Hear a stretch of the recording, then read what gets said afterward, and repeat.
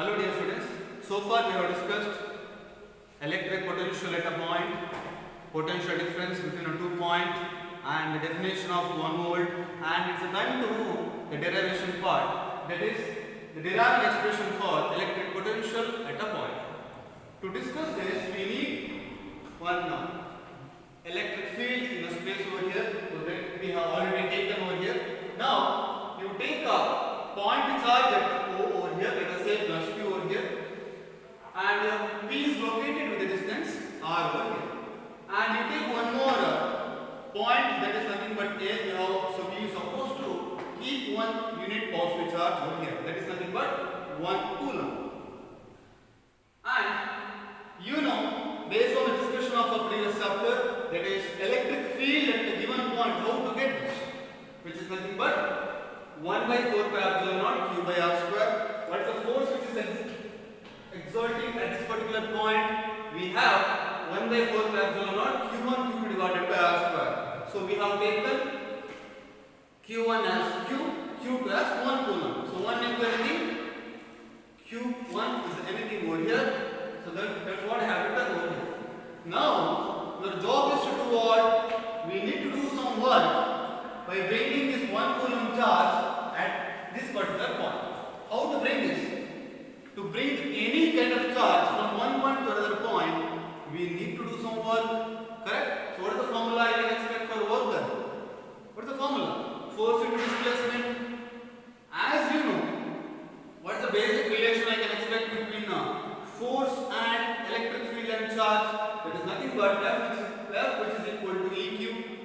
What is the charge we have taken over here? Which is nothing but 1 coulomb. Again, 1 into anything, which is nothing but anything over here. What is anything I can expect over here? That is E over here. So F which is equal to E.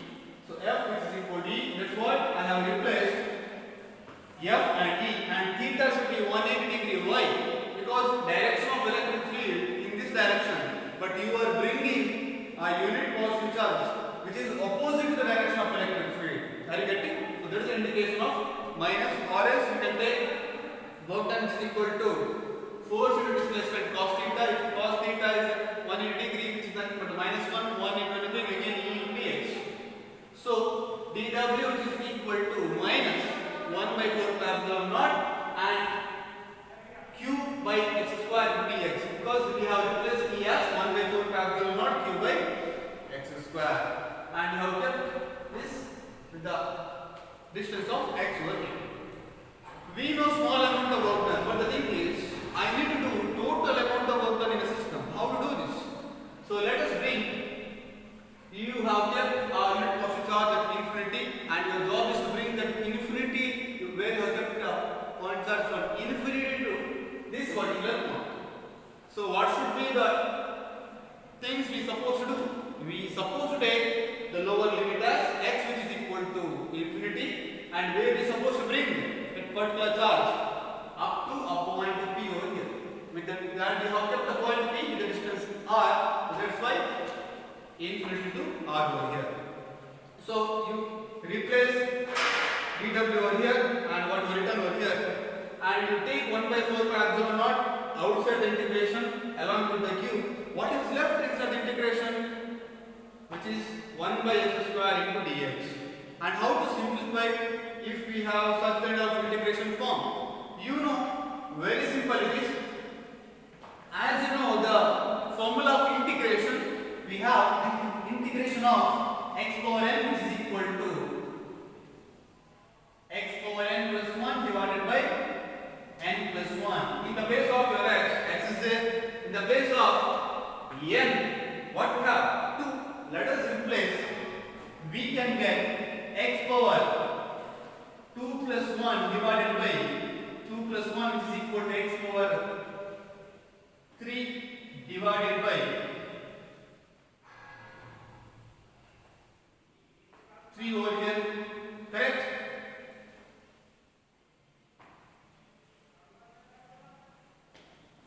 For timing, no. Here this is a form of 1 by x square, not exactly the x square over here. So your job is to do, when I bring x square to the numerator, can I write this is nothing but x power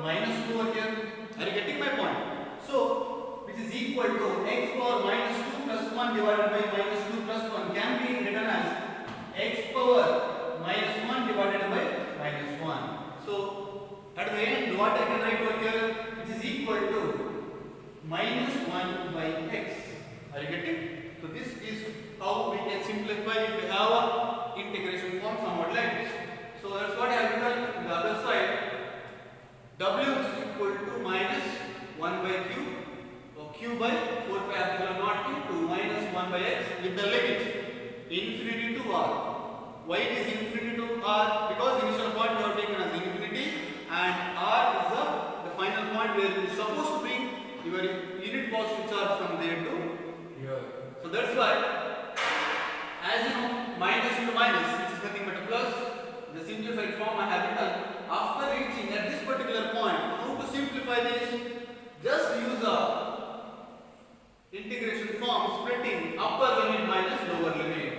You replace x by upper limit and minus you replace x by lower limit. So as you know, 1 by infinity can be easily taken as 0. So that's why the whole term is going to get cancelled. What is remaining over here? W is equal to 1 by 4 pi epsilon naught q by r. Next thing, at the end we are supposed to write, we know that work done in moving a unit positive charge from A to A infinity to this particular point, and it should be against electric field based on the definition what we have discussed in the previous part. Your work done, which is equal to or can be written as potential. So I have written work done in terms of potential, so which is equal to 1 by 4 pi epsilon naught q by r, where r is the distance, where q is the charge as a point charge over here. This is what I want to tell about this particular derivation. Yes, we will move to the one more derivation, which is basically gives the relation between electric field and electric potential at a given point. Let us say we have kept a point charge, let us say plus q. Due to this, electric field which is produced in this direction, correct? So now you take 1 coulomb of a charge and place at a point A. How much? Let us take 1 coulomb of a charge you place at a point A. Obviously it can experience electrostatic force at this particular point, correct? So that's what I have written over here. If E is electric field at a particular point A due to the charge or electric field produced due to plus q over here. Okay. Next, what is the work done? We need to move a plus 1 coulomb from A to B for a time being. So at the time of moving your 1 coulomb of charge from A to B, there should be some displacement and you are doing the work against the electric field. Why? Because as I told in the beginning of my part 1, how much force which is acting over here, which is nothing but E into Q. How much work we supposed to do to oppose this force over here? Same amount of a charge or same amount of force we supposed to apply over here to move your plus 1 coulomb to the plus 1 coulomb at a point A to point B. So that's why, what is the small amount of work that we supposed to do over here? dW is equal to F into x cos theta, where F is the force we are applying over here. So dx is nothing but a displacement over here, and theta is the angle between the force and the displacement.